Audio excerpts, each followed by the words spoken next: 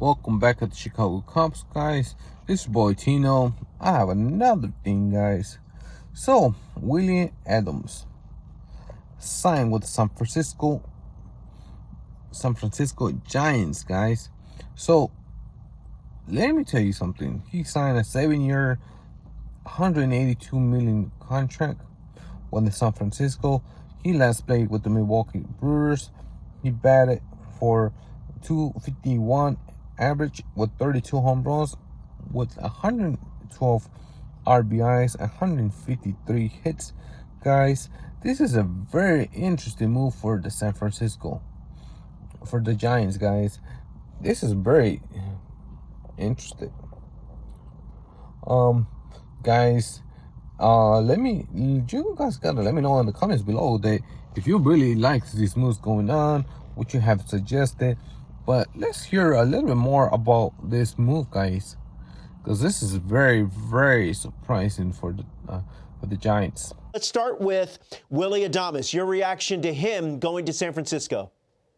Yeah, Roflo, I think you look at Willy Adames and talking to people all offseason. Willy Adames was a guy that a lot of people believe was the second best free agent in this year's cycle behind Juan Soto. You're talking about a guy that had a monster year for the Milwaukee Brewers, a guy that's considered one of the best leaders in all of Major League Baseball. You talk to Pat Murphy, and he raves about who Willy Adames is as both a player and a person. I know talking to Jackson Churio during spring training, he said the guy that's really helped him, acclimate to big league life was Willy Adames. His locker was right next to him. And so everything we saw from Jackson Churio as the year progressed and in the postseason, he credited Willy Adames for that. And you have a guy that is big time power from the shortstop position, historically a really solid defender. I know the metrics say he took a step back last year, but I believe that that's going to take a step forward with Matt Chapman there on his side. That's a really good side of the infield row flow with Matt Chapman and now Willy Adames. But I think you talked about it coming in.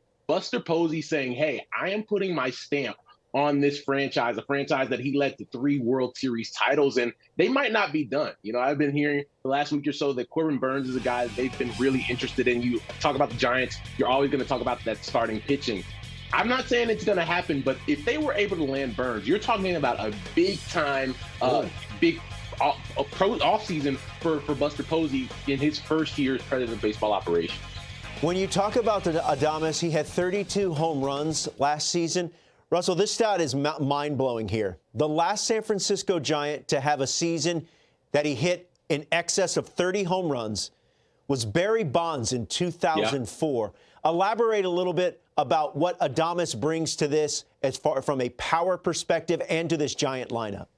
It's huge, Roflo. That's crazy that Barry Bonds is the last 30 home run hitter in San Francisco, but it's the truth. And you look at the last couple of cycles in free agency, they missed on Judge, they missed on Manny Machado, they missed on Bryce Harper. All those guys would have been that middle of the order, big time power bat in the Bay, and they just haven't had that. Even when you go out there and they signed Jorge Soler a couple of years ago, it just didn't really translate. Now you have a guy entrenched at maybe the most important position on the field that has 30 home run power, that can swipe 20 bags for you and be a presence in the middle of that lineup. And I think what Willy Adames is going to be able to bring the Giants is a guy that is going to go out there, play every day. He's going to have big hits for you. He's going to lead that room now, as a guy coming in with the big time contract. But it's not just lip service with Willy Adames. That's a guy that every day you're going to get the same version of him.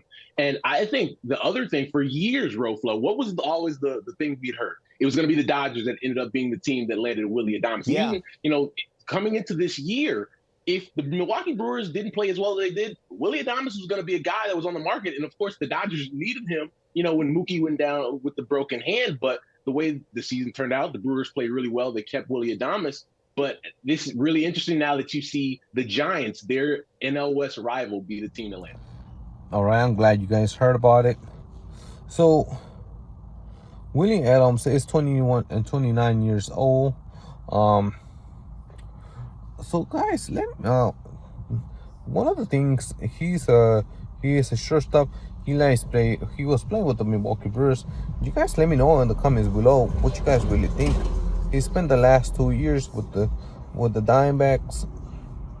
With the Brewers. I'm so sorry, guys. So let's talk about a little bit more. Willy Adams.